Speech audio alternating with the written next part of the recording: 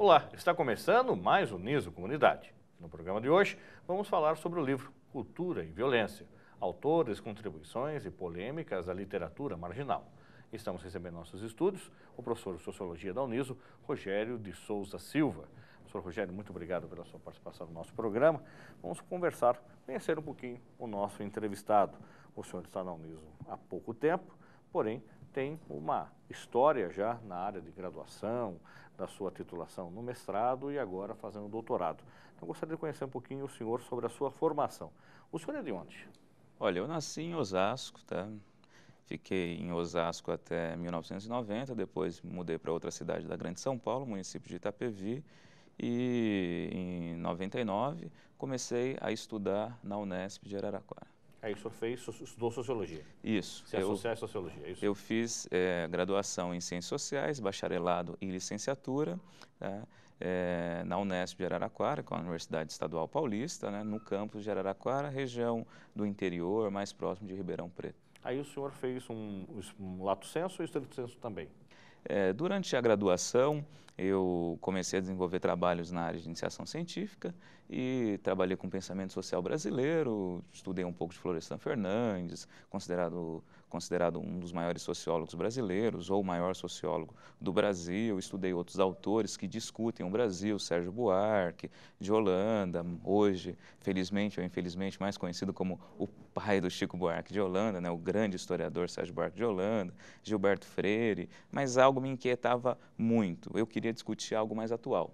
Foi aí que, lendo algumas coisas, eu me interessei sobre aquilo que recebeu o nome de literatura marginal ou literatura periférica. Nos anos 90, nós tivemos a publicação de alguns romances escritos por pessoas que nasceram e foram socializadas nas periferias das grandes cidades brasileiras, e eu comecei a ler isso. E com o apoio de um professor da Unesp de Araraquara, chamado Milton Lauerta, professor doutor, eu comecei a pesquisar isso. E aí, pesquisando isso, eu prestei mestrado, lá mesmo na Unesp, e acabei sendo aprovado. Concomitantemente a isso, existia uma pós na Unesp de Araraquara, uma pós lato sensu, na área de letras, que discutia literatura. E como eu estava discutindo literatura, em um congresso na própria instituição de iniciação científica, uma professora de letras viu a minha apresentação e me convidou, tá, para fazer esse lato sensu. Então, na verdade, eu fiz lato sensu e mestrado praticamente junto. O lato sensu eu entrei no mestrado no começo de 2004, terminei no começo de 2006, e o lato sensu eu comecei no começo de 2004 e terminei no meio de 2005. E, consequentemente, foi fundamental também para a sua pesquisa essa pós-graduação na área de literatura? Olha, fundamental. Eu costumo dizer que a análise que eu faço não é uma análise de sociologia pura, mas uma análise de socioliteratura, porque eu levo em conta, até por conta da minha formação, os aspectos, as questões sociológicas, sociais, para ser mais claro, tá? Mas também levo muito em conta a questão literária, afinal, o objeto que eu discuto a produção literária dessas pessoas que nasceram e foram socializadas na periferia. Para dar nome aos bois, o Paulo Lins, autor do livro Cidade de Deus. O livro Cidade de Deus ficou muito conhecido depois que o Fernando Meirelles, o diretor mundialmente conhecido, Fernando Meirelles, levou para o cinema esse romance, tá? Então, eu discuto uma obra literária, tá? Discuto os aspectos sociais dessa obra literária e também discuto os aspectos sociais de duas outras obras literárias de um autor aqui de São Paulo chamado Ferrez. Tá bom? Ele nasceu e foi socializado no Capão Redondo e tem dois livros muito conhecidos, um se chama Capão Pecado, que fala sobre a violência no Capão Redondo, e o outro se chama Manual Prático do Ódio. E agora o senhor está fazendo doutorado, agora na Unicamp? Isso, né? E aí terminei o mestrado em 2006, aquela indefinição que eu vou fazer, acabei prestando novamente o processo seletivo da pós-graduação em estrito sensu lá na Unesp mesmo, aí na Unesp eu fui aprovado, mas também fui aprovado na Unicamp. E aí o meu próprio orientador, ou ex-orientador, ele recomendou: vá fazer em outra instituição para você ganhar outra experiência, novas referências. Então, eu estou concluindo agora o meu doutorado na Unicamp. E sobre o que eu estou discutindo? Eu dei continuidade ao trabalho. No mestrado, eu discuti os autores ligados à literatura. Agora, eu ampliei. Estou discutindo os autores ligados à literatura e também a isso que eles chamam de movimento hip-hop. O movimento hip hop, o break, o grafite, o DJ, o rap, porque esses autores da literatura marginal, eles estão vinculados ao movimento hip hop. Eles não são necessariamente do movimento hip hop, mas eles estão vinculados. Então eu ampliei, então estou discutindo autores, além dos autores que eu já discuti no mestrado, eu estou discutindo autores, artistas como o MV Bill, do Rio de Janeiro, e também o Mano Brown, aqui de São Paulo, que é o líder do grupo Racionais MC, que é o grupo de rap mais conhecido aqui no Brasil. Agora, na sua trajetória profissional, o senhor ministrou aulas onde e está ministrando aula na Uniso há quanto tempo? Eu comecei a ministrar aula em 2002. Na verdade, antes. Em 97, participei de movimento estudantil, tá, durante a minha formação inteira, né, e ajudei a criar uma união dos estudantes no município de Itapevi. E aí comecei a me interessar mais por política, questões sociais, e fui fazer um curso no Instituto Sete Sapiens, tá, vinculado à PUC, ali em São Paulo, sobre alfabetização de jovens e adultos. Alfabetização a partir da metodologia ou da teoria do Paulo Freire. E a partir disso, tá, alguns amigos se juntaram e nós fizemos uma proposta para a igreja local do município de Itapevi, para criar 2 salas de alfabetização de jovens e adultos. Eles já tinham um projeto, mas um projeto muito inacabado ainda, aí nós auxiliamos e criamos esse projeto. Só que eu estava fazendo cursinho na época para entrar em uma universidade.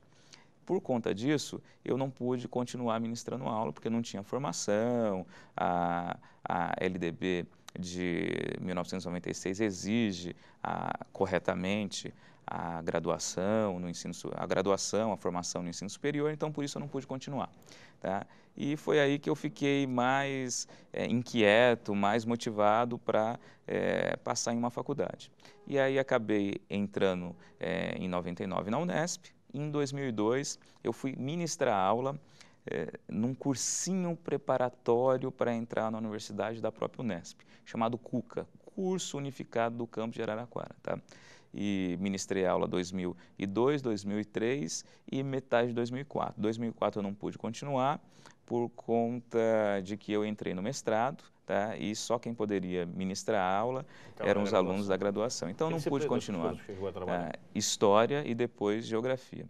Então, desde 2002, eu ministro aula, tá, em cursinhos preparatórios, e assim que entrei no mestrado, comecei a ministrar aula em alguns colégios também, com a disciplina de História e também Sociologia, e a partir de 2006 eu assumi sala no ensino superior. Então, desde 2006 eu ministro aula no ensino superior. Ensino superior eu acabei recebendo alguns convites aqui na Grande São Paulo. Como eu sou da Grande São Paulo e vários amigos que cresceram comigo, eles montaram alguns negócios, trabalhavam como coordenadores de algumas instituições de ensino superior, eles me convidaram. Então, eu trabalhei em uma faculdade chamada Essa de Queiroz, tá? A Faculdade Essa de Queiroz, que fica ali no trevo de Barueri, Jandira e Itapevi, né? E trabalhei também em uma faculdade chamada Mário Chamber, né? Que fica na Raposo Tavares.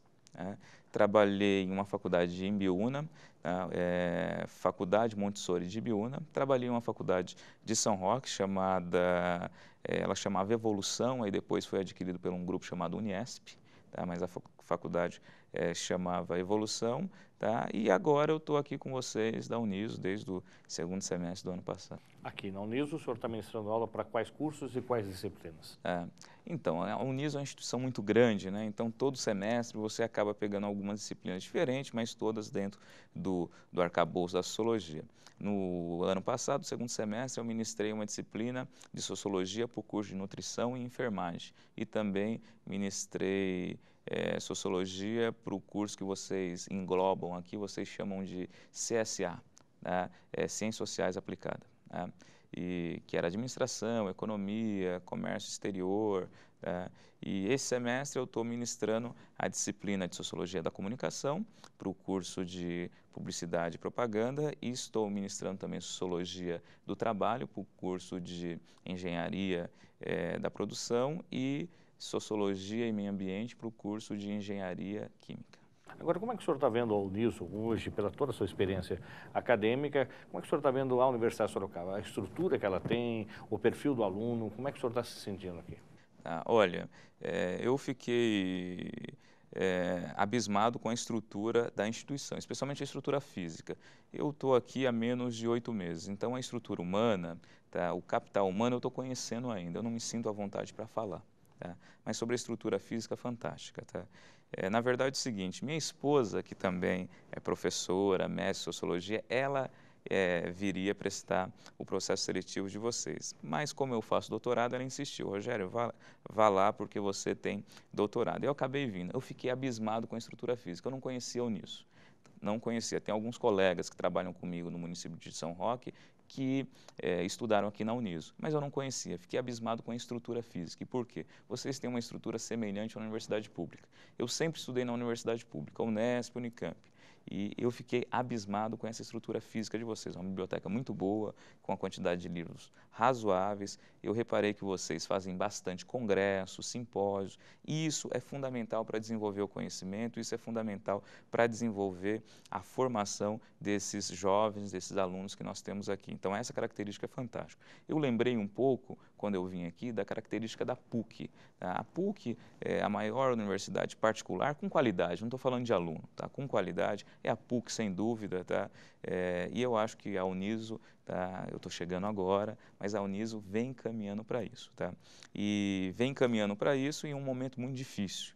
E por que o momento é muito difícil? Porque algumas instituições de ensino superior, elas batem muito nessa questão da mensalidade, e para você manter a qualidade, para você manter uma estrutura significativa, é difícil você recorrer à questão do preço. Tá? Algumas instituições aí cobram muito pouco uma mensalidade para o aluno, que é interessante porque você possibilita que mais pessoas mais simples, façam uma faculdade, façam um ensino superior. Mas, ao mesmo tempo, muitas vezes você não consegue dar uma estrutura adequada, uma formação boa para esse aluno. E aí você acaba enganando esse aluno. Tá? Ele fica 4 anos ali, ele fica 5 anos ali, ele não tem uma formação boa, então ele fez um curso de administração e eternamente ele vai ficar como um administrador, um auxiliar de administração, e não como administrador, e não como gerente.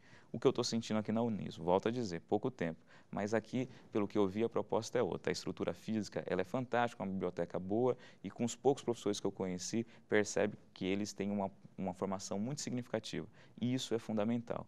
O número de doutores aqui, e aí como eu sou pesquisador, eu fucei o site de vocês, conversei com alguns professores, vocês têm um número significativo de doutores, mestres, tá? Eu conversei com pouquíssimos ou nenhum especialista, e isso é muito bom, porque não tem jeito, se você não pega um professor experiente, se você não pega um professor que tenha produção, um professor que tenha uma formação mais sofisticada, vai ficar devendo. Tá? E isso é um ponto positivo da Uni. Agora, com relação também ao perfil do aluno, mas tem uma crítica que eu quero que o senhor fique com total liberdade para fazer esse comentário, esse aluno das outras instituições e o aluno que tem na Uniso, nessa experiência que o senhor tem, ele é um aluno interessado? Ele está aqui com o objetivo de fato, aprender? Ele não veio aqui apenas para passar tempo? O senhor sentiu isso, até eu acho que pela sua pesquisa, sua experiência, a gente vai falar daqui a pouco do seu livro também, e dessa experiência de outras instituições. Existe um corpo discente que é afim de estudar?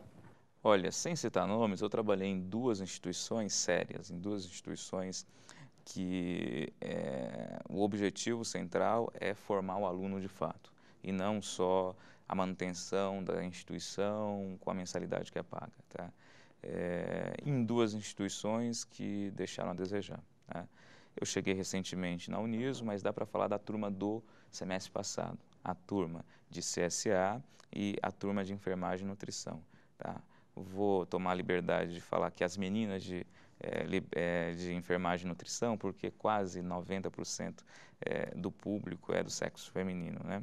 Então, muito interessadas mesmo. Inclusive, no final da disciplina, nós fizemos um trabalho pegando as instituições sociais, entidades sociais da região, tá?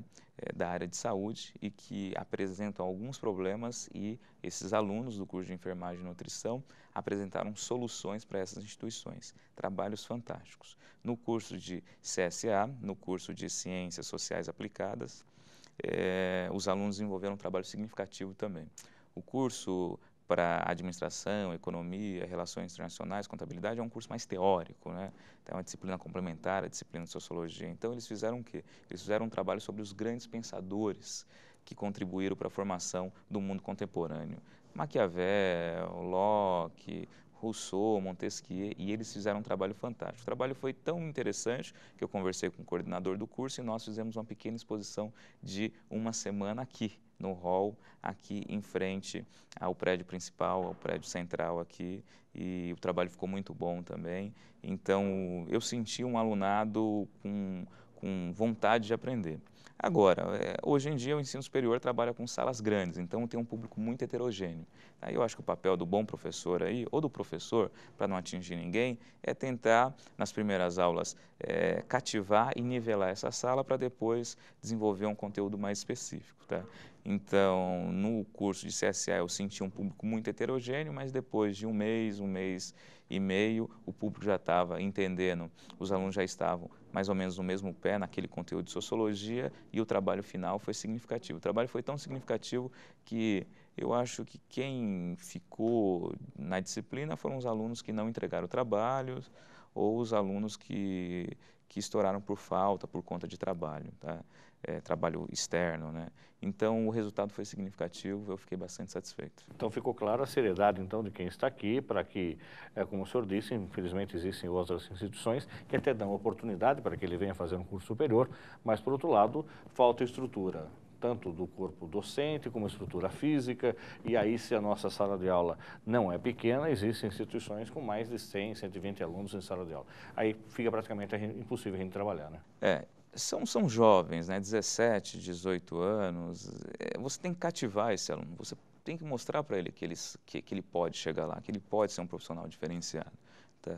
Ele está fazendo um curso específico, enfermagem, nutrição, engenharia química, mas o profissional que é valorizado hoje, Fernando, é o profissional polivalente. Né?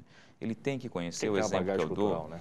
Tem que ter uma bagagem ampla. Eu dou o exemplo para os alunos o seguinte, antigamente, quando a gente pegava um caderno, um livrinho de plano de saúde, você encontrava vários profissionais com a formação de clínico geral.